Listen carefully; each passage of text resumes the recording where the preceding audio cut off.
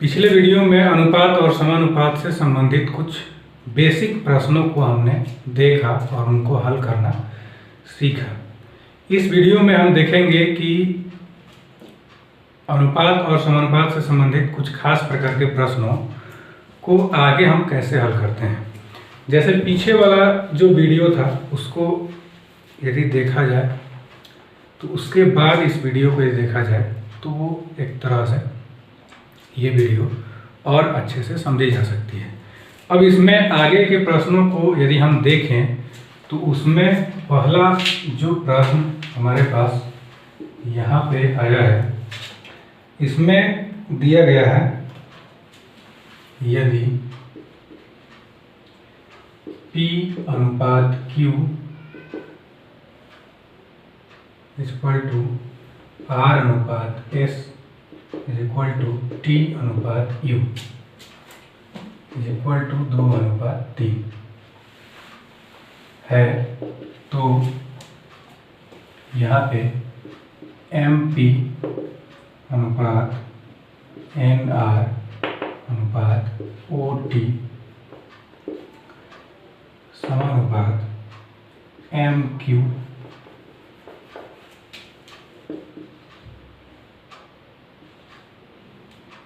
Plus NS plus OU का मान यहाँ पर निकालना है। यहाँ पे भी ये कंडीशन जो है वो प्लस में है। इस तरह से हमें ये प्रश्न दिया गया है, इसका मान हमें निकालना है। तो यहाँ पे यदि हम ध्यान से देखें तो इन प्रश्नों में यहाँ पे P अनुपात Q का मान भी 2:3 के बराबर है, R अनुपात S का मान भी यहाँ पे 2:3 के बराबर है, T अनुपात U का मान भी यहाँ पे 2:3 के बराबर है। इस स्थिति में हमें इसका मान निकालना है। तो यहाँ पे जो प्रश्न दिया गया है इसमें यदि हम देखें तो यह है P बटा Q, यह है R बटा S, यह है T बटा U इज इक्वल टू है 2/3। ये जो मान दिया गया है इसके आधार पे हमें निकालना है कि MP plus NR plus OT बटा में MQ plus NS plus OU का मान क्या होगा, इसका मान हमें निकालना है। अब यहाँ पे यदि हम ध्यान से देखें तो P बटा Q दोनों में M से गुना किया गया है, तो यहाँ पे अब हम क्या करेंगे, यदि ऊपर M और नीचे M से यदि हम गुना कर देंगे इसमें तो ये दोनों आपस में कट जाएगा, दोनों कट जाएगा तो ये P बटा Q ही यहाँ पे हमारे पास बचेगा। इसके अलावा यहाँ पे R और S में दोनों में N दिया गया है, तो यहाँ पे यदि हम N कर दें तो भी N को हम कटाएंगे तो फिर वही बचेगा हमारे पास। और यहाँ पे दोनों कंडीशन में O दिया गया है, तो यहाँ पे दोनों कंडीशन में यदि हम O कर दें तो ये अनुपात जो है वो वही होगा, क्योंकि ये दोनों आपस में कटेगा, फिर ये दोनों आपस में कट जाएगा N फिर M कटेगा, तो हमारे पास जो प्रश्न में दिया गया था अनुपात वही बचेगा। इस स्थिति में हमारे पास MP का मान जो है वो 2 के बराबर आया, NR का मान भी 2 के बराबर आया और OT का मान भी यहाँ पे 2 के बराबर आया।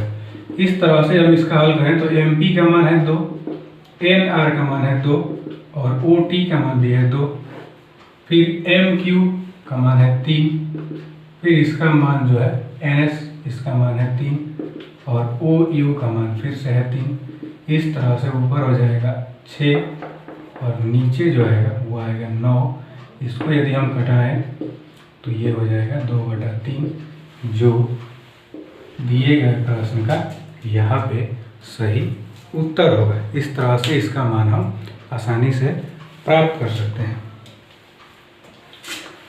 अब देखते हैं अगले प्रश्न को।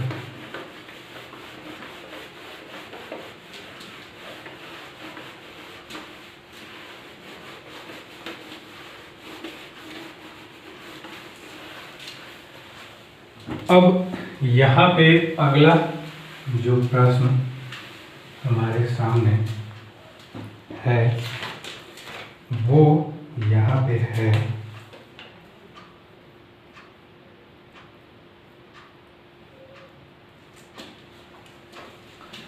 यहाँ पे अगला जो प्रश्न दिया गया है वो यहाँ पे दिया गया है x बराबर 1/3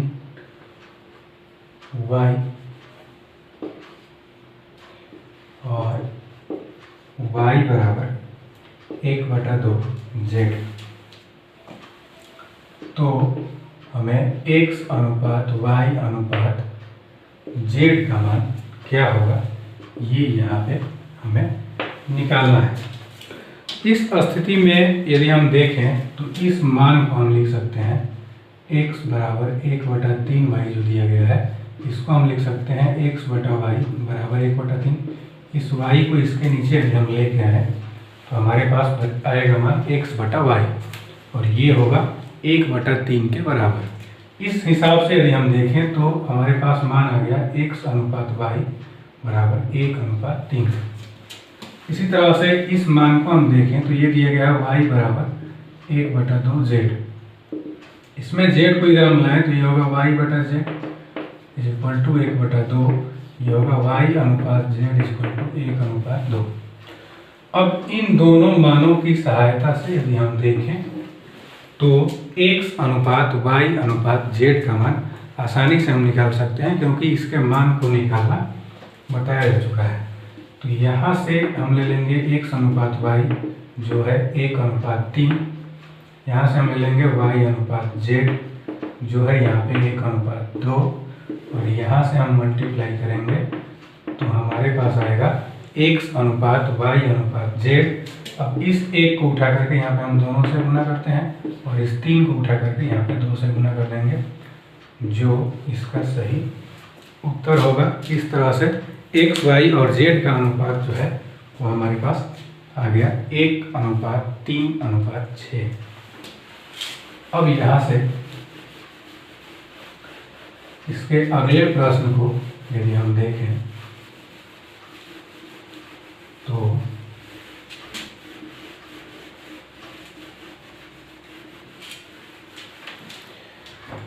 यहाँ पे अगला प्रश्न जो दिया गया है वो यहाँ पे है हमारे सामने। तीसरा प्रश्न जो है वो दिया गया है a का 0.3 बराबर b का 0.25 बराबर c का 1/5। तो हमें निकालना है a अनुपात b अनुपात c का मान कि a अनुपात b अनुपात c का मान यहाँ पे क्या होगा। जो मान दिया गया है उसको यदि हम देखें तो ये दिया गया है a का मतलब होता है गुना 0.3। इसके पॉइंट को हटाएं तो ये होगा 3/10। फिर यहाँ पे दिया गया है b का 0.25 तो इसको हम हटाएंगे तो ये होगा 25/100 और ये दिया गया है c का 1/5। इससे यदि हम देखें तो ये होगा a हमारे पास आएगा ये 3a/10 इज इक्वल टू इसको हटाएंगे 4 बार में ये होगा b/4 is equal to c/5। इसको हम k के बराबर यहाँ पे मान लेते हैं। इसके बाद यहाँ पे हम क्या करेंगे कि इन दोनों मानों को पहले हम बराबर करेंगे। ये दिया गया है 3a/10 is equal to k। तो इससे यदि हम a का मान निकालें तो ये होगा 10/3k क्योंकि 3/10 पे यदि हम इधर लाएं तो 10 यहाँ पे ऊपर जाएगा और 3 नीचे आएगा। इस तरह से इसका मान जो होगा वो होगा 10/3k। यदि हम इन दोनों को आपस में गुना करें तो b/4 इक्वल टू होगा k। तो b इक्वल टू होगा यहाँ पे 4k और तीसरे को देखें तो c इक्वल टू यहाँ पे हमारे पास आ जाएगा 5k। अब इन तीनों मानों की सहायता से हम a अनुपात b अनुपात c का मान आसानी से निकाल सकते हैं।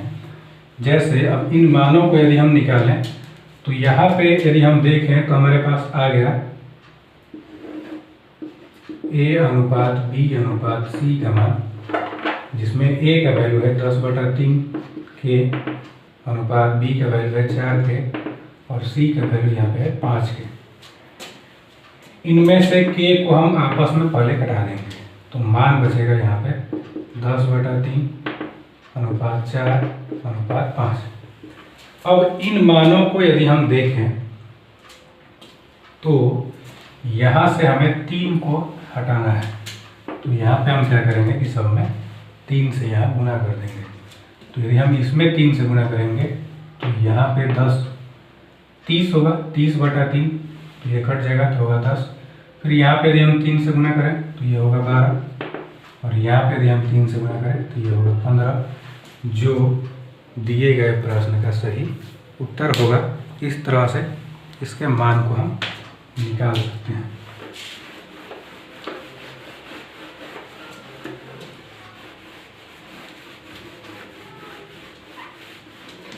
अब यहाँ पे हम देखेंगे अगले प्रश्न को, तो यहाँ पे हमारे सामने जो अगला प्रश्न दिया गया है वो यहाँ पे दिया गया है 5वां, और ये प्रश्न कह रहा है, सॉरी, ये चौथा प्रश्न है जो दिया गया है A/B इज इक्वल टू 2/9 अनुपात 1/3। B/C इज इक्वल टू दिया गया है 2/7 अनुपात 5/14। C/D ये दिया गया है 3/5 अनुपात 7/10। तो यहाँ पे हमें A/B/C/D का मान निकालना है। इस तरह से इस प्रश्न को यदि हम देखें तो यहाँ पे हमारे पास आया है A/B, जो यहाँ पे दिया गया है 2/9 अनुपात 1/3। अब इस प्रश्न को यदि हम हल करें तो यहाँ पे हम लिख सकते हैं A/B को यहाँ से देखें तो ये होगा 2/9, यहाँ पे हम गुना करेंगे तो ये पलट जाता है, ये 3/1 होगा, क्योंकि हमें ऑलरेडी पता है कि अनुपात का मतलब यहाँ पे होता है बटा, और बटा के मान को नीचे वाला जो मान होता है उसको यदि हम गुना करेंगे तो नीचे वाला वैल्यू जो है वो पलट जाता है।